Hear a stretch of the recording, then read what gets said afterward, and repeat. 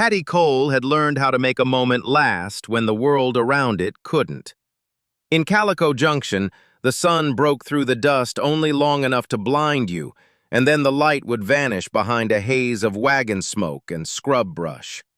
Her studio sat behind a canvas awning that flapped like a tired flag, the front windows fogged from breath and chemistry, the interior lit by shuttered lamps that kept the chemicals from turning moody and useless. She photographed men who were leaving and women who were staying, newborns too small for comfort and widows too quiet for company. The West came to her like a dying patient, hands shaking, eyes bright with last chances, and she captured it anyway, because some part of her believed that if you could hold a face in a frame, you might hold the meaning of a life, too. She did not expect Elias Marr. He rolled into town just after a hard wind.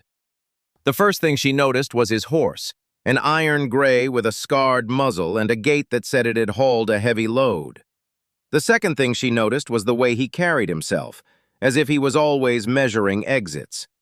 A man could be nervous, sure, but Elias had the careful stillness of someone who had been hunted before and learned to stop flinching. He tied his horse at the hitch post outside her awning, then stepped inside her studio like a man entering church, hat in hand, shoulders drawn, eyes taking inventory without appearing to. His Marshal coat was too fine for the dust, and his boots looked polished until you saw the mud caught in the seams. "I hear you keep folks from disappearing," he said. Hattie wiped her hands on her apron anyway, though they were already clean. "I keep faces from being forgotten. Folks still disappear plenty." He smiled as if she'd told him a joke and he'd been the one to find it funny. The smile didn't reach his eyes. "Then I'm in the right place." She studied him while she moved with practiced steadiness. Her photographer's mind wanted to know what angle his cheekbones sat at under lamplight, whether his eyes would go glassy if the sitter chair squeaked, whether his hands would hold still when she placed the focus cloth.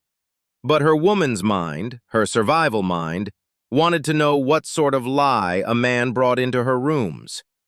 His eyes were gray-blue and tired. His hair had been combed back, but the wind had pushed at it, leaving a cowlick that refused obedience. There was a healed knuckle scar on his right hand, darkened as if it had fought hard. A bandolier strap sat across his chest under the coat, and at the edge of it she glimpsed a badge-shaped bulge beneath the lining. "Name?" she asked. He hesitated just a fraction. The pause was small, but Hattie had spent years watching people lie to her with their posture before their mouths could follow. "Elias Marr." "Location?" "Just passing through." He might have been passing through if Calico Junction didn't know his face already. Hattie knew too much. Not because she was nosy, but because she was tired of being surprised by men who thought they could rewrite themselves. She had seen the name Elias Marr scrawled on a paper in a different hand, folded so small it looked like it had traveled inside a pocket for years. She had seen the faint outline of a seal pressed into wax and then pressed again into a deed that had never belonged to the man who pretended otherwise. She didn't correct him. She didn't ask for the paper. She simply lifted her camera stand, clicked the lens into place, and led him toward the chair. Elias followed as if he'd done this before. Men sometimes believed a studio was neutral ground, a place where the law couldn't step in because the law was busy looking elsewhere. But Hattie's studio was never neutral. It was a room where truth became an image, and images could be used as proof. When she positioned him, she felt the air change. He looked at the backdrop cloth as if it might accuse him. His gaze flicked toward her work table, where glass bottles sat like little transparent secrets, fixer, developer, the leftover scent of chemicals that clung to her sleeves. He didn't talk while she adjusted the lamp. He watched her with the quiet focus of someone trying to spot a trap without giving himself away. Hattie arranged the scene. "Keep still, Mr. Marr. Don't fidget. A man's face has enough trouble without the world smearing him." "Trouble finds me," he said softly. "Always has." She took the first shot and felt his shoulders relax by half a breath. Good. He wanted to be remembered in a way that helped him. She wondered if he'd been remembered wrong all this time. When she pulled the shutter, he blinked slow, deliberate, as if he knew exactly when to look human. The second shot went smoother. After, he leaned forward like a man about to pay for absolution. "What'll it cost?" Hattie weighed his tone against the steadiness of her hands. "Half up front, half when I'm done developing." He reached into his coat and brought out a folded bill. The paper smelled faintly of smoke, and the fingers holding it were careful, too careful. "I'm good for it. Everyone says they're good for it." His gaze tightened at the words. "You don't sound like a woman who's ever had good debt." Hattie's mouth might have curved, but it didn't. "I've had bad men. Good debt doesn't look like a body on the prairie." For the first time, Elias's eyes sharpened as if she'd touched a nerve. He opened his mouth, then thought better of whatever answer he'd planned. Instead, he took a step back. "You ever had trouble with the law?" "Trouble with men," she corrected. "The law is just another coat some men wear." He studied her again, and she realized he wasn't searching for a seam in her posture. He was searching for whether she would recognize him if he let his guard drop. Before he could speak further, the door canvas rattled. Marshal Rook came in like thunder with a badge. He wasn't the tall sort, but he filled space in a way that made people move without being told. His hat brim cast a shadow over his mustache. His vest buttons flashed when he tilted his head. His eyes went to Elias first. "Elias Marr," Marshal Rook said, voice rough as gravel dragged over tin. "You in town to take pictures or to run from the warrant?" Hattie's heart gave a painful lurch. That was a fast arrival for trouble. Elias's hands lifted in that smooth, harmless motion some men practiced, palms open, fingers spread. "Marshal, I came to pay and leave. I ain't done nothing wrong." Marshal Rook laughed once, humorless. "Your boots say otherwise. I've been on this trail since last winter." Hattie watched Elias's jaw work. He had lied in his own studio, in her own light, and he'd believed the lie would hold. Now the marshal had brought the lie into the open. "Marshal," Hattie said, her voice controlled even as her stomach tightened. "If you want to arrest a man, do it, but don't spook my plates. I'm not wasting chemicals for your drama." Marshal Rook's eyes flicked to her. He looked her over in a way that told her he'd already decided she was trouble of the feminine sort, dangerous because she didn't bow. "Ma'am," he said, "you best be careful how you talk. I don't like being challenged." Hattie didn't blink. "Then don't challenge. Stand where you're standing and say what you mean." Rook's gaze returned to Elias. "Warrant says Marshal's fraud. Badge stolen from my office. You've been using a lawman's face where it don't belong." Elias's smile came quick and wrong. "Badge? I don't know what you're talking about." Marshal Rook reached into his coat, not with haste, but with certainty. He pulled out a folded paper and held it up between finger and thumb, the way a judge might if he wanted the crowd to witness. "You won't say you don't know when I read this." Hattie felt her blood turn cold. She'd handled deeds before. She'd handled photographs taken too close to bodies. She knew how paper could be weapon and proof at the same time. Elias glanced toward Hattie then, just a flick. It was the brief look of a man checking if the woman beside him would keep a secret she already held. Hattie stepped forward one pace, enough to be in the line of sight for both of them. "Marshal Rook, if you got a warrant, show it. If you're lying to scare herds of men off your trail, do it elsewhere." Rook's lips tightened. "You're interfering." "I'm keeping my studio from becoming a slaughterhouse," she said. Elias spoke then, voice lower. "Hattie, don't." He said her name like it wasn't something he'd earned. He said it like he had the right to her attention. Hattie's fingers curled against the edge of the table. She did not know whether her anger came from the marshal's accusation or from the way Elias assumed she'd obey. Maybe it was both. Marshal Rook unfolded the warrant, cleared his throat, and began to read. Hattie listened, every word sharp as a tack. By the third sentence, she recognized the deed terms. Not because the marshal had mentioned land, it hadn't. but because the language belonged to a particular piece of paper she'd seen once, folded small inside Elias's saddlebag before he'd claimed he didn't have a saddlebag. Her memory snapped into place with brutal clarity. A wagon stop by the river, a man in a Marshal coat asking for water, a gloved hand sliding paper across a table, and Hattie, newer then, less wise, wondering why the man's eyes kept drifting to the doorway. Elias Marr hadn't asked about water. He'd been asking whether anyone had seen the deed. Now, standing in her studio, he was pretending he'd never touched it. Hattie watched him. The Marshal's words kept coming. Elias's face didn't crack, but his eyes flickered at each mention of proof. When Rook finished reading, he held the paper steady and nodded toward Elias's chest. "You gonna come quietly, or you want trouble?" Elias drew a breath like he could make air into leverage. "Marshal, I can explain. I ain't the thief you think I am." Marshal Rook's mustache twitched. "You stole the badge or you didn't. Either way, you're the one with it on your mind." "Badge is not what you think," Elias said. Hattie stepped closer to Elias's coat, not touching, but close enough that he could feel her decision. "If you've got a badge, Marshal, check Elias's saddlebag. Don't waste my time." Elias's gaze widened a hair. He hadn't expected her to push for physical proof. He'd expected her to talk him out of trouble. Marshal Rook looked at Hattie like she'd just crossed an invisible line. Then he nodded to his deputy, though the deputy didn't appear, leaving Rook to handle it himself. "Fine, we'll check. But I'm watching you, ma'am." Hattie didn't look away. She couldn't afford to. Marshal Rook walked out. Elias remained, staring at the floor as if it might open and swallow him. Hattie heard the hiss of canvas as the Marshal moved outside. For a moment, there was only the quiet hum of her camera and the creak of leather in the corner where she kept spare cloth.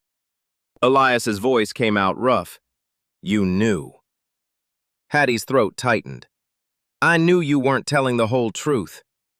"You seen me before," he said, and it wasn't a question. "I've seen your name on paper I shouldn't have had." His eyes lifted then, gray-blue and sharp. "Then why didn't you turn me in?" Because she could feel how badly he needed to believe she would choose him over the Marshal, Hattie thought. Because she knew a woman could sell out a man and still end up alone, waiting for someone else to save her. Instead, she said, "Because I wanted to see what you'd do when the lie stopped working." Elias took a step toward her. The space between them felt like a match held near dry tinder. "You're playing games." "I ain't," she said. "I'm trying to keep you from getting killed in my doorway." He looked at her like that hurt him. "You think I'll get killed?" "I know how men like Marshal Rook get when they get sure of their own righteousness." Elias's mouth twisted. "Rook ain't a righteous man. He's a hungry one." Hattie blinked. "Hungry for what?" Elias's gaze dropped to her hands. "For land, for proof, for the satisfaction of being right." That sounded like a confession and an accusation at once. Outside, Marshal Rook's voice rose, muffled. "Found it!" Elias flinched. The sound of leather and the scrape of metal followed. Then the door canvas rattled back open, and Marshal Rook stepped inside with something held in his hand. Hattie's stomach clenched. Even from where she stood, she could see the badge glinting in the light. Old brass, worn dull at the edges, the star-shaped front familiar from countless town photographs she'd taken. Rook held it up like an altar offering. "Here it is, Marshal's star, your coat lining. You've been playing lawman." Elias's eyes shut for a brief moment as if he was swallowing pain. "That star ain't mine." Marshal Rook's laugh was short. "Then whose is it?" Elias looked at Hattie instead of answering. His gaze asked a question his mouth didn't want to voice. Would she recognize the truth she already carried? Hattie's legs felt weak. She wanted to say it outright, wanted to tell the Marshal that Elias had worn the star like a man wears a stolen lifeline. But she also knew the danger of words. In Calico Junction, words turned into gallows. Marshal Rook thrust the badge closer to Elias's face. "You gonna talk, Marr?" Elias's shoulders rose and fell. He reached toward his coat pocket, slow, deliberate, palms still open. All right, I'll talk. But first, you need to listen to what I tell you, Marshal, and you need to stop pretending this is about the badge. Rook's eyes narrowed. What else is it about? Elias's jaw tightened. It's about the deed. Hattie felt the world tilt. Rook went very still. What deed? Elias's gaze turned steady and direct on the Marshal, and in that moment Hattie saw how he'd survived. Not by being strong in the way heroes were, by being strong in the way liars got through nights, by choosing exactly which truth to offer and exactly when. Elias said, "You don't care about the badge. You care about the land attached to it. You're trying to seize what isn't yours by charging me with a theft you can't prove without using the deed you're afraid to show." Marshal Rook stared at him as if Elias had just spit in his face. Hattie watched Rook's hands. They weren't shaking, but the knuckles were pale under skin. That meant anger, not fear. "Shut your mouth," Rook growled. Elias didn't flinch. "I got the deed. That's why I needed the star. I needed to sign, and I needed to sign under a name the courts would respect." Hattie heard the lie inside his words, the way he structured it to make it sound like a confession instead of a concealment. Marshal Rook's voice turned dangerous. "You ain't got nothing." Elias looked at Hattie again. This time his eyes were asking for something else. Permission, maybe, or mercy. Hattie's breath came thin. She could feel her decision settling into her bones. She had kept her distance from this mess because she didn't want her studio turned into evidence against her will. But Elias was circling the truth now, and the trouble wasn't just his. It was hers too, because she had the original deed, not the one Rook wanted, not the one that would be easy to use. The original had been delivered to her studio months back by a man with shaking hands and a promise made under whiskey breath. Hattie had taken the document to prevent it being burned and to preserve the seal. She'd then hidden it beneath her floorboard, wrapped in oilcloth, waiting for the day she'd need it. Waiting for Elias. She had told herself she was doing it for her own peace. The truth was meaner. She'd done it because some part of her had known he'd come back, and she'd been angry at herself for hoping. When she moved quick. She crossed the room, crouched near the wall where her equipment sat, and drew out a small tin box. Her knees protested. The tin box came with a dry scent of dust and metal. Marshal Rook's eyes went wide. "What's that?" Hattie held the tin like it weighed more than it did. "Paper. Proof. The thing you're chasing." Elias's breath caught. "Hattie." Hattie looked at him and her voice turned iron. "You lied. So did I. But I ain't gonna let him take the land and call it justice." Marshal Rook stepped forward, badge still held high. "Put that down." Elias moved then, not toward the Marshal, but toward Hattie. "Don't listen to him. Hattie, if you show that, you're giving him a weapon." "I already live with weapons," she said. She opened the tin and drew out the wrapped deed. The seal on the paper looked aged and stubborn. When she unwrapped it, light caught the embossed edges, making them gleam like the past had sharpened them for this moment. Marshal Rook's face shifted. His eyes traveled over the title line. He swallowed. Hattie saw it, recognition, and hunger behind it. "That deed ain't yours," Rook said. "It's in Elias Marr's name." Hattie lifted her chin. "In Elias Marr's name on paper. But the man who signed it—" She paused to feel the weight of the next words land in the room like a bullet. "Signed it for someone else." Marshal Rook's voice sharpened. "Who?" Hattie's gaze locked with Elias's. He didn't look away. That was the strange, brutal kindness of him. He didn't hide behind his eyes. Elias said, "It was supposed to go to my brother Lyle. Lyle never got his hands on it. He died before the land could be claimed. So I did what I had to." Marshal Rook scoffed. "You did what you wanted." Elias's shoulders tightened. "Maybe, but my brother's got a grave marker in Grackle Ridge, and the deed was the only way I could keep him from being forgotten by men who trade sympathy for convenience." Hattie's throat tightened. She'd heard whispers about a brother once, someone Elias had left behind years ago. She'd assumed it was a story men told themselves to feel less guilty. Now the details sounded too real to be performance. Marshal Rook's eyes moved to Elias. And the badge? Elias's lips parted, then closed. He looked at Hattie again and she understood. He wasn't offering the badge story to protect himself. He was offering it because if he didn't, the Marshal would invent it. Elias said, "The badge was stolen from your office the night you framed a man named Thaddeus Pike." Hattie sucked in a breath. She hadn't known the name until this moment. She hadn't known Rook had used a different stolen face as his fuel. Marshal Rook's composure cracked. "You don't know nothing about that." "I know," Elias insisted, voice rough. "I took the badge to stop you from using it again. I meant to fix it. I meant to give it back once I signed the deed. But you came down on me first." Hattie stared at Elias. Her mind moved fast, chasing the gaps in his tale. If Elias had stolen the badge to stop corruption, why wear it long enough to be charged for fraud? Why not return it quietly, like a man confessing without seeking martyrdom? Because he wasn't a saint. He was a man who chose lies when the truth would get him hanged. Marshal Rook pointed a finger at Elias.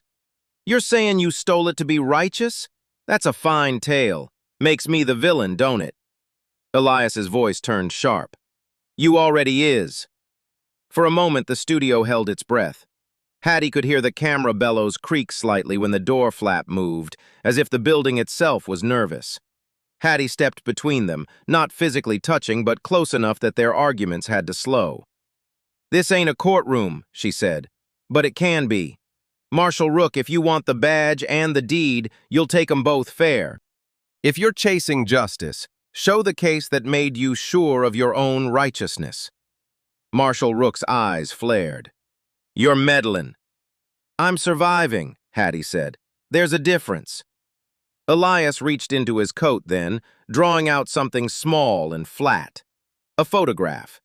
Hattie blinked. She hadn't expected a photograph from him. Elias held it out carefully, like it might burn. "Here," he said, "is what you're pretending you don't know. The night you framed Thaddeus Pike, you wore the badge. You took the same ring of brass and you pressed it into wax on a paper you wanted believed." Marshal Rook stared at the photograph. It wasn't a wide view, just a narrow shot, taken in low light. But Hattie recognized the angle because she'd been present for part of it. The photograph showed a man in a Marshal coat near a table with candles, a badge visible on his chest. The face was half hidden, but not enough. Marshal Rook's jaw clenched. The skin around his eyes tightened with fury and fear.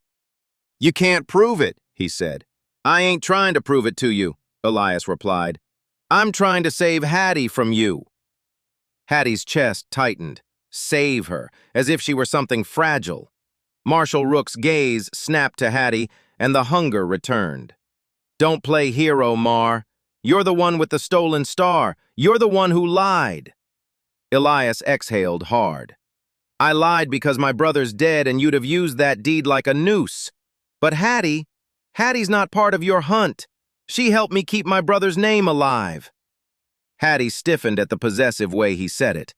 Then the Marshal did the thing Hattie feared most. He reached for her tin box, for the deed, for leverage. Elias moved faster. Hattie saw his hand flash.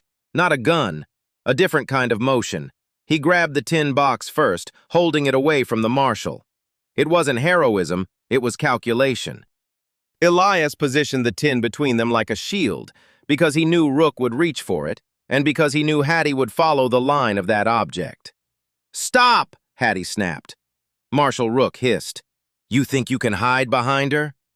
Elias's eyes burned. "No, I think she's got the only thing you can't steal without showing your own handwriting." Hattie felt her pulse in her throat. The deed wasn't just paper. It had been folded under her roof, protected by her hands.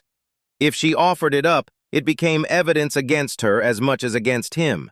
She had to control the narrative. "Marshal Rook," she said, voice steady, "you got two choices.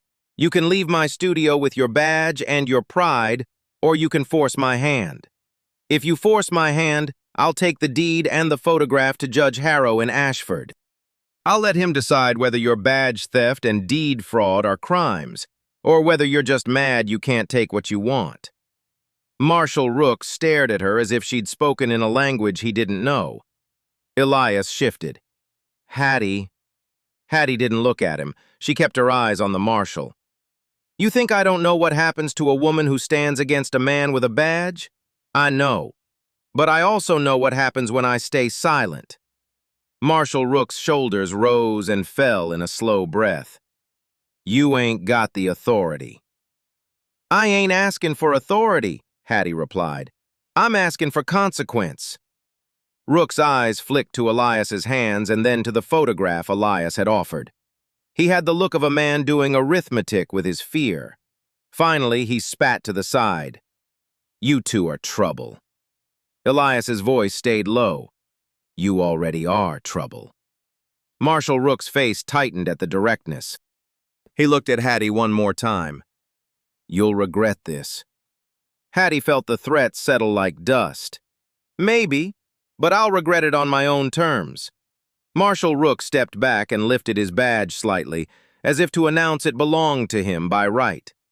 You'll hear from me again. He left then, stomping out into the dust with the kind of rage that promised return. When the door canvas finally calmed, Hattie realized she'd been holding her breath. She let it out slowly and felt her knees threaten to buckle. Elias stood close enough now that she could see the small tremor in his fingers. He was trying to control it, trying to make it look like steady resolve. But Hattie had watched people tremble under stress for years. She knew the difference between an actor and a man fighting his own weakness. You're going to get yourself killed, Elias said. Hattie gave a shaky laugh. You think you're the only one who can talk about death? He flinched. Don't want what? She asked, and her voice turned sharp because tenderness didn't feel safe. Don't want me to choose? Don't want me to be brave? Don't want me to see what you really are? Elias's eyes widened, hurt flashing through the controlled exterior. I wanted you to stay out of it. Hattie stepped back, forcing herself to breathe. You should have been honest from the start. He swallowed. I tried. Hattie stared at him. You didn't. Elias rubbed his palm over his coat sleeve as if smearing away his own memory. I didn't tell you because I feared you'd look at me and see the badge. You'd see the lie and decide I was unworthy. I can't afford unworthiness, not where my brother's name is concerned. Hattie felt something twist in her chest. Unworthiness was a word men used when they wanted to be forgiven without offering truth. But the problem was, Hattie had her own unworthiness. She'd protected the deed not only because she believed in Elias's cause, but because she'd wanted him to be the man her instincts said he could be, if he survived his own choices. She reached out then, not to touch him, but to adjust the tin box back into its place on the table.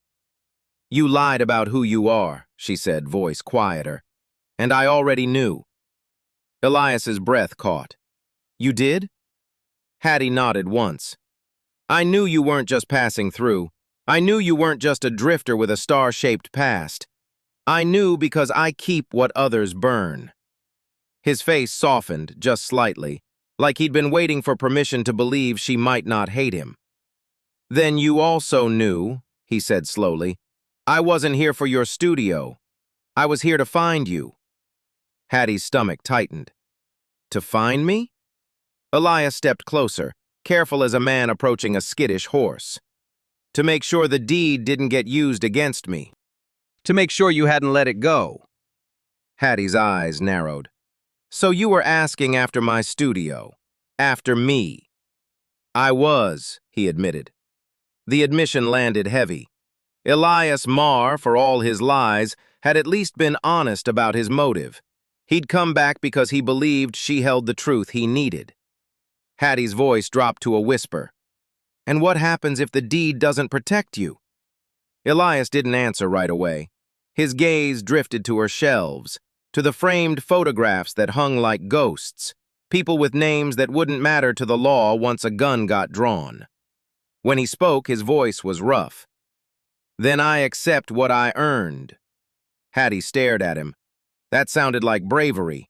It also sounded like another lie, self-punishment disguised as honor. She turned away to avoid giving him the power of watching her believe him. "Developing takes time," she said, grabbing cloth and glass. "You'll wait." Elias's footsteps followed, quiet on the wooden floor. "You gonna take your time with the pictures?" "I'm gonna take my time with the truth," Hattie replied. That night, the studio smelled of fixer and lamp oil. Hattie worked while Elias sat in the chair, hands clasped, eyes on the shuttered window as moonlight dragged itself through dust. When she showed him the first prints, he stared as if the image might forgive him. The photograph was honest. The angles captured the lines around his eyes, the set of his mouth. It made him look older than his age and younger than his guilt. Hattie watched him swallow. "Do you look like a man who's stolen a badge?" she asked. Elias didn't look away from the photograph. "I look like a man who's needed something too hard." Hattie wanted to ask what that something was. Land, brother, forgiveness, a way out. But she didn't. Not yet. Instead, she asked the question that mattered. "Why did you come to me?" Elias's mouth tightened. "Because you're the only one in this town who sees paper as more than paper." Hattie folded the prints, careful not to smudge them. "And you think that makes me useful?" "I think," Elias said slowly, "that makes you dangerous." Hattie snorted softly. "Dangerous isn't what I'm chasing." "Then what are you chasing?" Hattie looked up at him. His eyes were steady now, the storm behind them simmering down into a quiet ache. She said, "I'm chasing a world where a woman can keep her choices." Elias's expression changed, just a flicker of surprise, then something like respect. "You already got choices," he said. Hattie leaned back against the work table, feeling the ache in her shoulders. "Not ones that matter to men with badges." Elias stood, moving closer to her without touching. "Then maybe you need a man who doesn't wear a badge." Hattie's laughter was dry. "And what? You're gonna stop wearing yours in your mind." Elias's eyes held hers. "I can try." That was dangerous too, the promise of trying. They sat with the silence until the candle burned low, and then Hattie found herself speaking without meaning to. "My father taught me how to frame a photograph. He said the world will always try to crop you. You fight by choosing the edges." Elias nodded slowly. "Did your father live long?" Hattie's throat tightened. "No, he died on the road, and I sold portraits to pay for a grave." Elias's face softened. "I'm sorry." Hattie almost hated the sympathy. It felt too easy for a man who could lie. "Don't be sorry," she said. "Be careful." Elias blinked, confused. Hattie pointed to the photograph he held. "This face will outlive your excuses. It'll outlive your coat. It'll outlive Marshal Rook's anger. If you're gonna stand between me and harm, you'd better be ready to stand for what you did, too." Elias's gaze dropped to the photograph again. Then he set it carefully on her table. "I did something I can't undo," he said. "But I won't keep doing it like a fool. I'll face whatever comes." Hattie watched him for signs of performance, for hints that he was merely buying time. Instead, she saw tired honesty. Not purity, not redemption, just the plain truth of a man who had lied and now had to live with the cost. When morning came, Calico Junction looked bleached and empty. Wind scoured the street, dragging grit against boards. Hattie packed the deed and the photograph into her satchel. Elias rose with her, moving like a man who belonged beside her, even if he'd never earned the right. "Where you headed?" he asked. "To Judge Harrow in Ashford," she replied. "If Marshal Rook thinks he can scare my choices out of me, he's mistaken." Elias's mouth tightened. "Rook will follow." "Then we'll make it harder for him," Hattie said. He looked at her with something like admiration, though he tried to hide it. "You're stubborn." "I'm stubborn on purpose," she answered. They left the studio behind, the camera case clinking softly with every step. As they walked toward the street, Elias's eyes tracked every movement at the edges.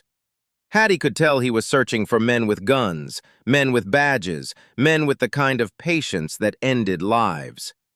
At the hitch post, Elias's horse stood restless. Hattie had always believed horses knew when a man planned to lie to survive. Her own senses agreed. The iron gray shifted, nostrils flaring. Elias lifted a hand to soothe the animal. His fingers trembled the smallest bit. Hattie noticed. "You afraid?" she asked. Elias looked at her, and for the first time he didn't try to hide behind a story.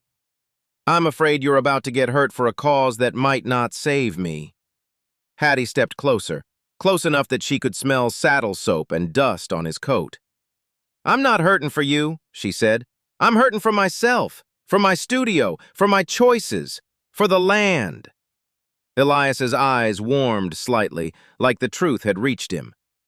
"Then we're the same," he said. Hattie almost asked how he knew what she wanted so completely. Instead, she said, "We'll see if you can stop lying long enough to earn it." He smiled then, small and genuine in a way his earlier smiles hadn't been. "I can try." They rode toward Ashford under a sky that looked too large.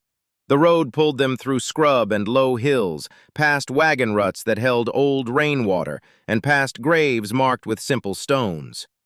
Hattie kept her satchel tight to her side, feeling the deed inside like a living weight. In the afternoons, Elias spoke in fragments. He told her about his brother Lyle, how Lyle had laughed too loud, how he'd promised to come back with paperwork and never did. Elias said he'd been younger then, too willing to take a shortcut, too willing to wear whatever coat got him closer to the promise of land. Then, slowly, he told her the badge truth. He had stolen Marshal Rook's Marshal's star from the office the night Rook framed Thaddeus Pike for a theft Rook had engineered. Elias had watched Rook do it, because Elias had once worked as a clerk, before he quit, before he fled, before he learned how fast a town could decide a man's guilt and stop listening. Elias said he'd taken the badge to protect Pike at first, to intimidate Rook, to force a confession.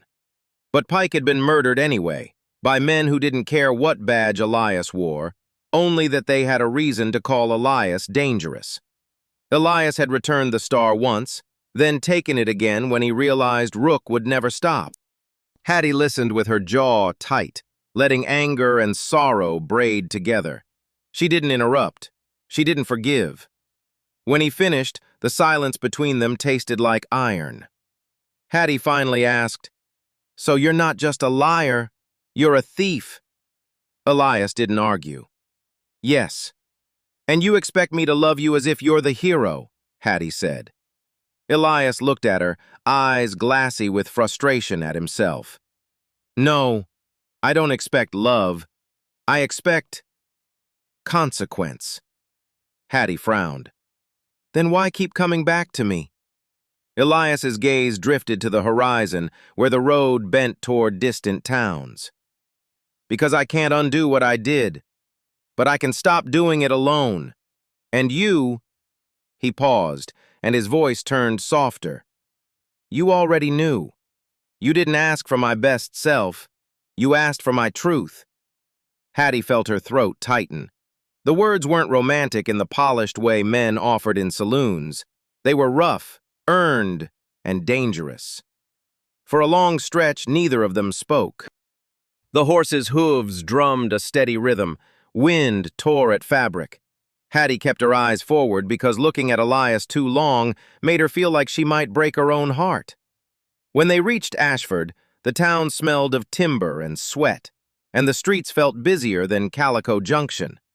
They found Judge Harrow's court by the lingering crowd and the smell of damp paper. Inside the court, Hattie's boots sounded louder than she liked. Elias walked beside her but kept a step behind, like he didn't want to claim space without permission. Judge Harrow was an older man with a tired face. He wore spectacles that caught the lamplight and made his eyes look like they were always measuring. When Hattie laid the deed and the photograph on the table, the judge leaned forward slowly. Marshal Rook arrived moments later, as if he'd been waiting just outside the door for the chance to show anger in person. He carried his badge in his coat pocket now, but Hattie could feel it like a presence. Rook's gaze landed on Hattie first. His smile was thin. "So you decided to march your paper into court?" Hattie didn't flinch. "I decided you weren't going to march my life into a grave." Rook's eyes narrowed. "You ain't got the right." Judge Harrow adjusted his spectacles and lifted the deed. "Ma'am Cole," he said, using her name like it mattered, "this document bears seal, and this photograph," he held it up, "is dated the same night as Thaddeus Pike's accusation." Rook stiffened. Elias spoke then, voice calm but rough with exhaustion. "Your Honor, the badge was stolen from your office under Rook's watch. The deed was meant for my brother's claim. Rook's used the law like a lever to pull land into his pocket." Marshal Rook barked a laugh. "That's a story, Marr. Stories don't convict." Judge Harrow's gaze moved between the three of them. "Evidence does." Hattie's hands were cold. She forced herself not to shake as she described how she'd received the deed and how she'd kept it sealed. Her voice sounded steadier than she felt. "And you're prepared," Judge Harrow asked, "to swear under oath that this is the same document?" Hattie swallowed. She wanted to say yes automatically, but she didn't trust herself to be fast and careless. She took a breath and said, "Yes, Your Honor. I kept it beneath my floorboard. I wrapped it in oilcloth. I never let it out of my sight." Judge Harrow nodded once. "Then I have enough to warrant further inquiry. I can't condemn Elias Marr on badge theft alone when the badge itself appears to be tied to earlier official corruption." Marshal Rook's face darkened. "You'll let him walk?" Judge Harrow's voice turned firm. "I'll hold him pending investigation. I won't pretend the law is blind when it's been caught with its eyes open." Rook's gaze turned to Elias.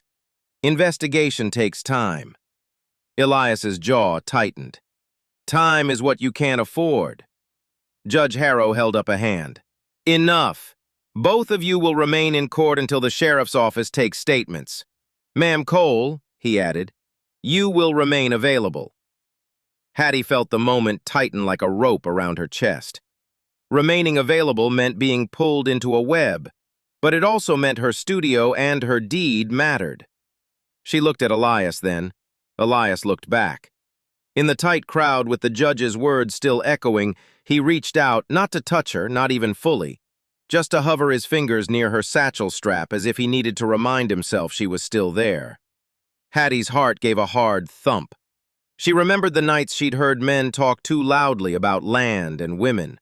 She remembered the way she'd held her floorboard secrets like a shield. She remembered how Elias's lies had threatened to turn her bravery into tragedy.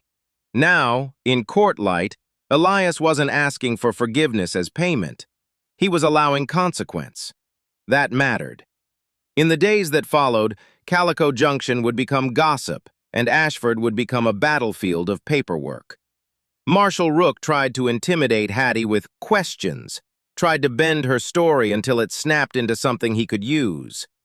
Elias faced interrogations with a stubborn quiet that annoyed the sheriff because it refused to be useful. And through it all, Elias returned to Hattie again and again, not with romantic speeches, not with promises that sounded clean. He returned with practical care, a chair pulled closer, a hand at her shoulder to steady her when she grew dizzy, bread left at her doorstep, a careful watch over the street when strangers approached. Hattie didn't melt. She didn't forgive quickly, but she found herself watching him differently. Not as a man who had lied and stolen, as a man learning slowly that survival could be built without hiding. On the 21st day, Judge Harrow called for a final statement. The sheriff's office had gathered testimony and documents, quiet proofs that Rook's office had been compromised. Thaddeus Pike's name, once dragged through mud, was coming back into light.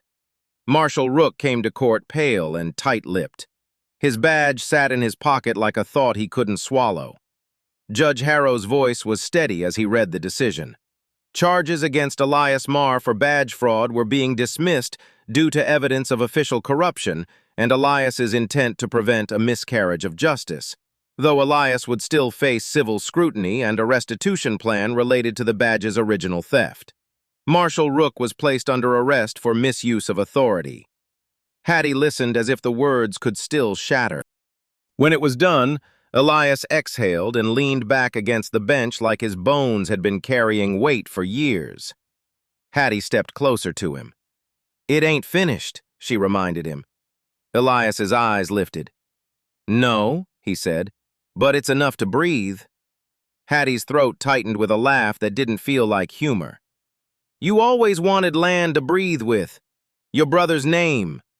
Your proof." Elias nodded. "I wanted to keep him from being a footnote." Hattie looked down at her satchel strap, then back at Elias's face. She saw soot still on his collar from travel, saw tiredness in his eyes, saw the scar on his knuckle he'd mentioned without drama.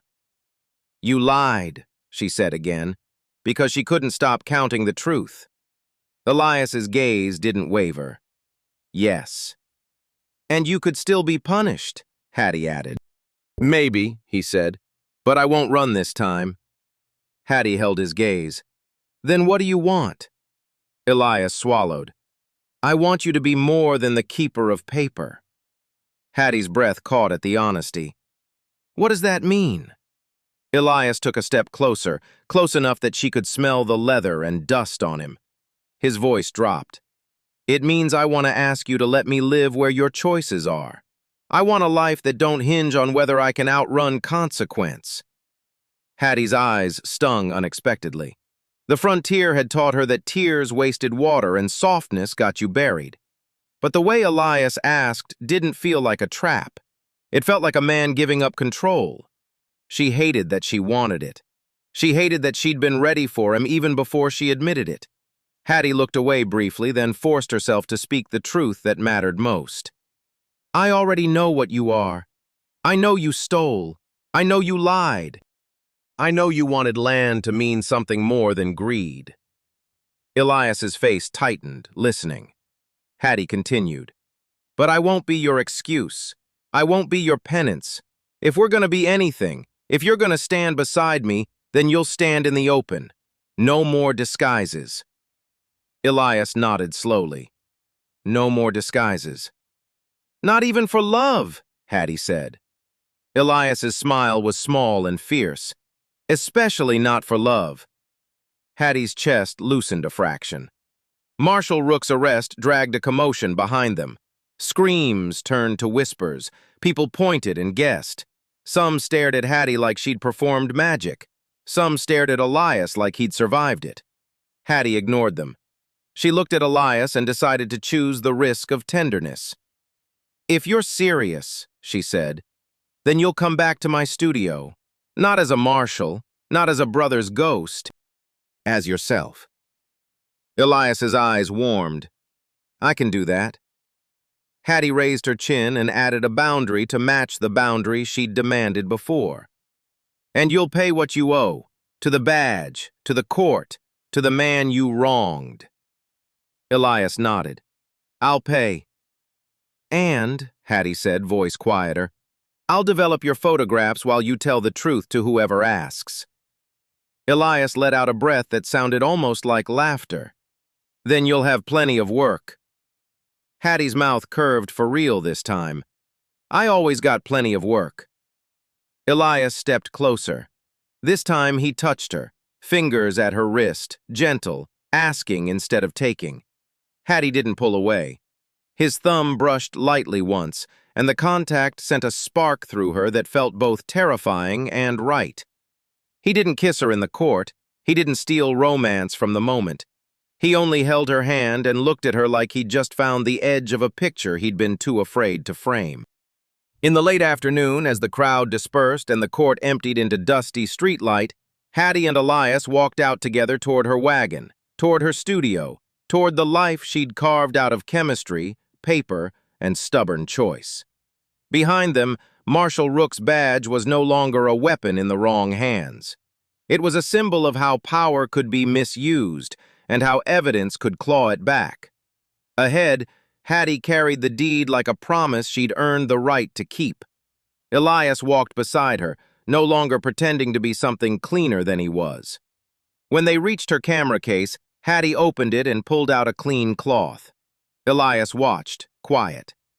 "I'll take the star down off my own mind," he said. Hattie lifted a lens cap and looked up at him. "Good. Then we can build something that don't need lies to stand."